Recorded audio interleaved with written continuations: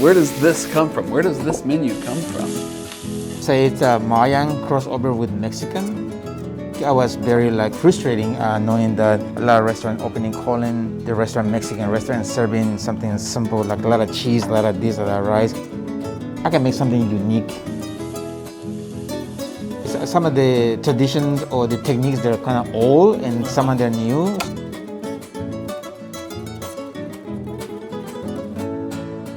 This video is made possible by our supporters on Patreon. Thank you so much. Well, when I opened the restaurant the first time, one of the things that really brings me back is when I was a little kid, and memories of food and the smell when I was a kid. So how can I bring those back again? And how can I feel complete about cooking? If I'm cooking, I want to make something different. So I start using some of the sauces, and I say, hey, let's go a step forward and do local stuff. Would it taste very familiar to me? And I start doing that, and yes, it did. So that's memories start kicking in, and I start bringing more unique flavors and memories and flavors, and makes me pumped up.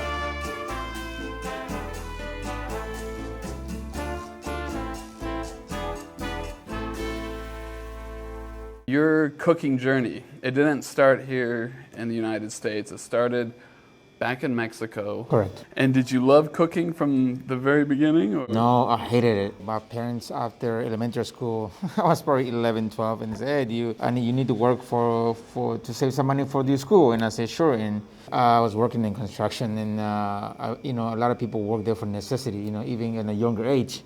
So you were at age 11, you started working construction. Somehow I ended up working in the hotel industry, cleaning the beach area, and then moved to dishwashing. And next time I know, I was working as a prep person and then as a cook. Started at age 11, you're doing construction. How old were you when you started cooking at these hotels? 12, 13. 12 or 13. Not legal, I guess. Right, not legal. But you needed to pay for your schooling, yeah. So you hated it. Yeah, at the beginning. But you changed your mind. What changed your mind? So over the years, I went through work in the coast, in the Riviera Maya, and then I moved to Cancun. I started learning, watching how French chef, Spanish chef, European chef, they're doing stuff, absorbing everything, not knowing that one day I would use it, right? So what do you recommend? So the other night, you had several dishes. The salmon is more popular right now and the pork. Did you try the duck? I would love to try the duck because something unique, you can go to other restaurants and get salmon, but you can't, but duck prepared Yucatán style. Yeah, it's all braised, we do a lot of braising meat stuff. Okay, yeah, let's do the duck.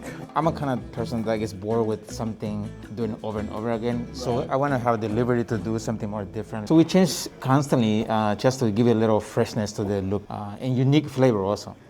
What's going on with Mayan Cafe in 2020? The way I see things personally, I started with nothing, so it doesn't scare me that, I can always figure out a way to come out of this.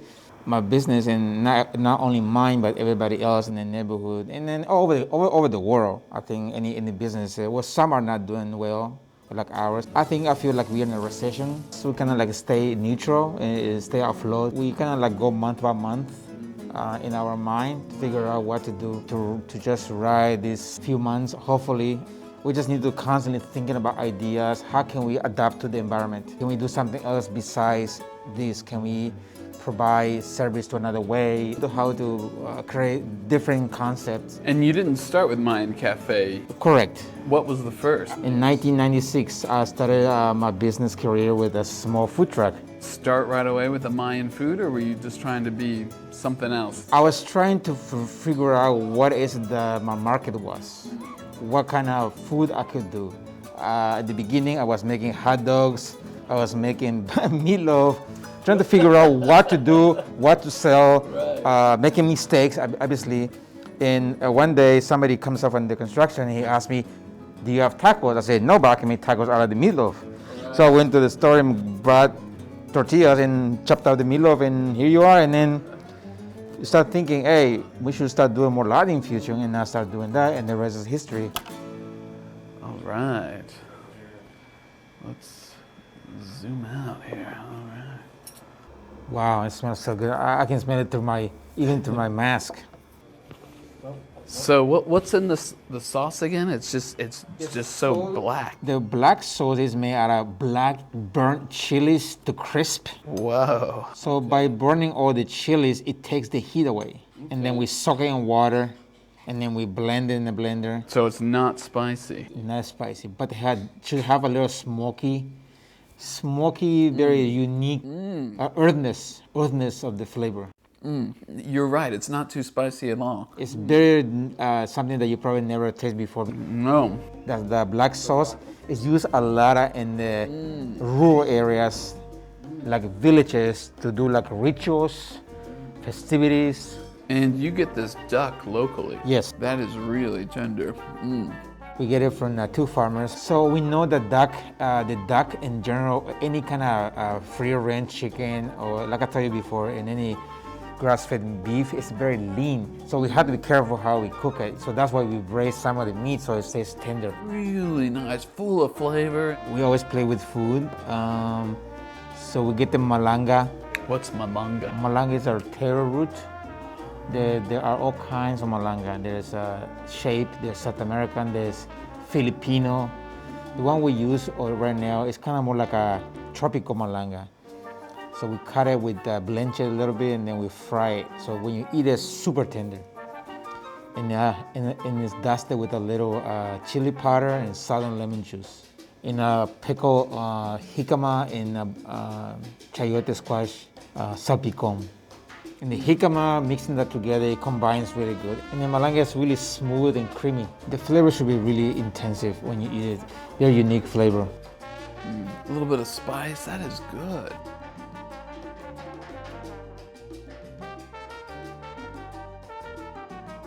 I think this is a hard business. You have to love this. This is not for everybody. You have to be able to be in love with food. You have to be able to work a lot of hours. For me, 40 hours is part-time. You have to be able to not think about how many hours you work here. If you're not ready to do anything like that, or willing to sacrifice anything, birthdays, weekends, this is for you. But if you're not, I encourage them to get some other business.